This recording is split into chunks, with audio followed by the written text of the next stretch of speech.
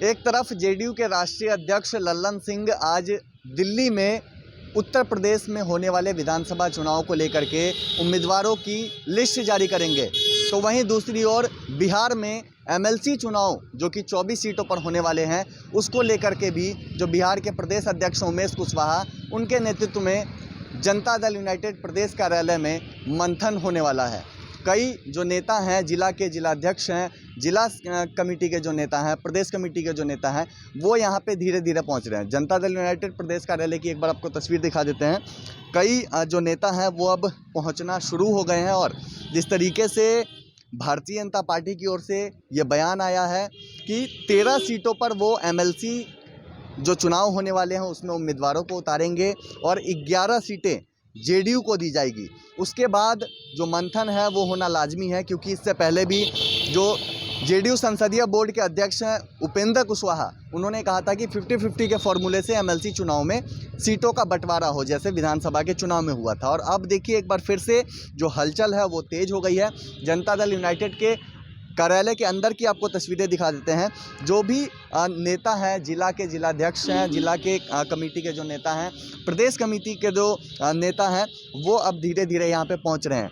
Janata Dal United प्रदेश कार्यालय में खुद जो बिहार के प्रदेश अध्यक्ष हैं उमेश कुशवाहा, वो भी मौजूद हैं और मंथन चल रहा है कि एमएलसी चुनाव में किस तरीके से पार्टी मजबूती से चुनाव लड़े, क्योंकि 11 सीटें जो जानकारी मिल रही है, जो सूत्र बता रहे हैं, वो आपकी 11 सीटें जनता दल यूनाइटेड को दी जाएगी और उसी में उनको मांझी जी से भी समझौता करना पड़ेगा। और यह भी अंदेशा बीजेपी ने दे दिया है कि वीआईपी को एक तरीके से दरकिनार किया जाएगा।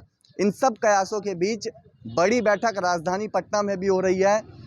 खुद प्रदेश अध्यक्ष जो हैं जेडीयू के उमेश कुशवाहा, वो यहाँ पे पहुँचे हुए हैं और धीरे धीरे कई जो पार्टी के नेता हैं वो यहाँ पे पहुँचे हुए हैं। और इस बैठक में ये कयास लगाया जा रहा है कि एमएलसी चुनाव को लेकर के चर्चा होगी।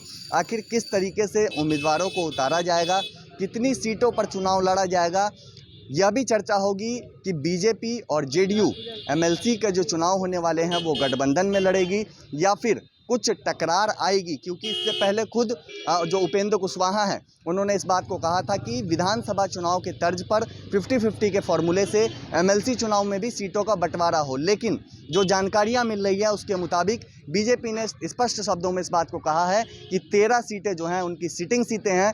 13 सीटों पर पहले भी उम्मीदवार उतारे गए थे और उनको जीत मिली थी, और जो अब चुनाव हो रहे हैं उसमें भी 13 सीटों पर भारतीय जनता पार्टी अपने उम्मीदवारों को उतारेगी। इस बीते दिनों बीजेपी प्रदेश अध्यक्ष डॉक्टर संजय जायसवाल, बिहार के डिप्टी सीएम तारकिशोर प्रसाद की केंद्रीय नेतृत्व से मुलाकात भी हुई और एमएलसी चुनाव को लेकर के चर्चा भी हुई। और जब उनकी मीटिंग खत्म हुई और उसके बाद वो बाहर निकले तो उन्होंने ये बयान दिया था कि 13 सीटें जो हैं उस पर बीजेपी कुछ भी हो जाए उम्मीदवार उतारेगी और 11 सीटें जनता दल यूनाइटेड को देने का विचार किया जा रहा है, जिसमें उनको जीतन राम मांझी से भी समझौता करना पड़ेगा।